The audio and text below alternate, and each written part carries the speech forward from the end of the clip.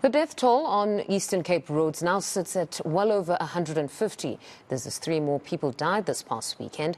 Law enforcement officials have increased their visibility this festive season, trying to curb road accidents and fatalities. eNCA's Ronald Masinda is covering the story and joins us with the very latest. Good morning, Ronald. I remember in December you covered extensively these road campaigns that were held in the Eastern Cape. So it's quite unfortunate that they're now sitting at 150 insofar as fatalities are concerned. Yes, good morning, Funda. Well, in fact, even today, the Transport MEC is on a Arrive Alive campaign in Mthatha.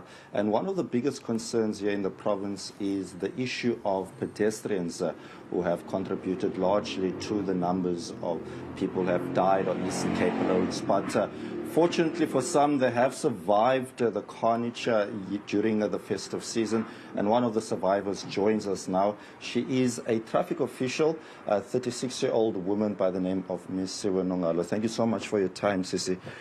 A very bizarre incident took place. Tell us more. I don't know how to explain it, but honestly, I thank God I did survive that day. How did I survive? I still ask myself even today, but how did I survive?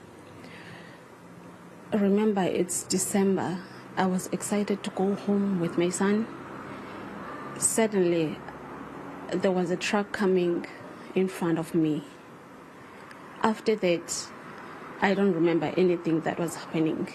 When I woke up, there was a big steel in front of me, which was hanging. And then I passed out again. I couldn't do anything. The only concern in my mind was my son, who was next to me. I remember calling him Ndoda. He responded by saying, "No, don't move. Sit down."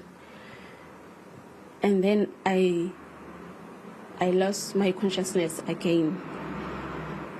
I don't know what happened after that. Just to remind our viewers or people who might not know about this story, it happened around the 20th of December, right? You were on your way to Whittlesea, you were on leave, you were traveling with your son, and this accident happened between Makanda and Fort Beaufort, which is on the R62. You were driving and there was a truck approaching you.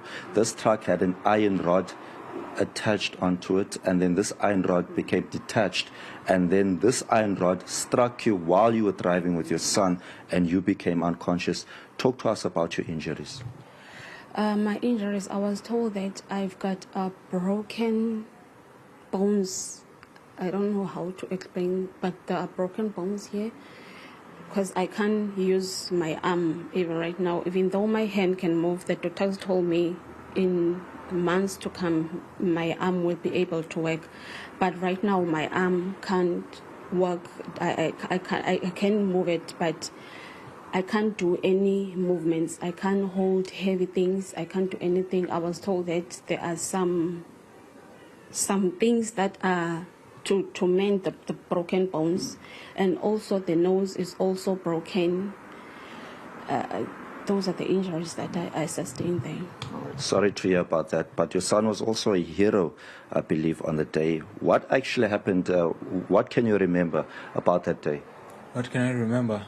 It is that there was a big truck coming towards us. It was on the in the middle of the road, actually. And then there was a big steel coming. It hit, and then it hit my mother, maybe here. And then she was unconscious. And then I called her, Missy. She was not responding. The car was going to go off hill.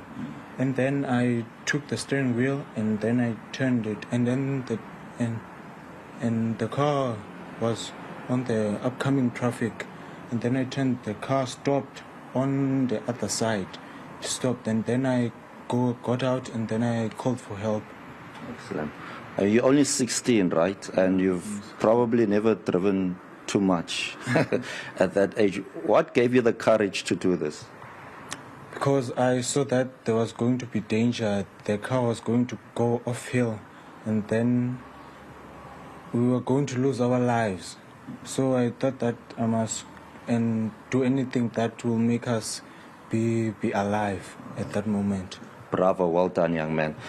Just in closing with you, at this stage, do you know when you'll go back to work? And also, the owner of this truck, has he or she ever approached you? Do you know who this is? Unfortunately, I don't know who it is. The truck didn't stop. I'm not sure whether the driver was aware of the steel that came out of his truck. According to him, he's saying the truck was spar, because I only saw the truck from a distance that was driving very fast. He's the one who said it was a spar truck. It was written spar outside. I've got no idea of the truck. I'm not sure when I'm gonna go back to work. As a traffic officer, when you go to work, you must be fit because I have to be on the road.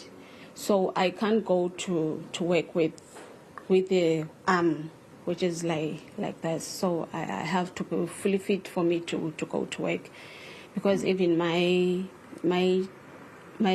supervisor told me I must heal first before I go back to work. Well, we wish you all a speedy recovery. Thank you so much for taking time with us. Well, a very bizarre but also a very horrific incident that took place with regards to what we've just heard now from Ms. Siwe. But she is hoping to go back to work. She's been one of the people who has been helping the Eastern Cape Transport Department during the festive season with its own campaign. But just this horrific story is an illustration that no one is really spared in terms of some of the accidents that could occur during a busy time of the year.